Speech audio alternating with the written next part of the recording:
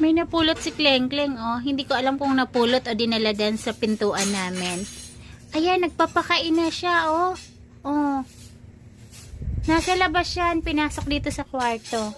At ayan, very protective si Kleng Kleng. At eto naman ang nanay, oh. Magkakulay sila. Oh, ayan, magkakulay. Nak, wala ka pang baby, ah. Ha? Wala ka ring gatas, oh. Wala kang gatas. Sinala na lang. Nala, oh, patidehin mo nga. Magkakulay naman kayo. Oh. No. Nala, no. Magkakulay kayo. Kayong mag-ina. Ha? What do you want? Okay, kunin mo na. Kunin mo kay Nala, dali.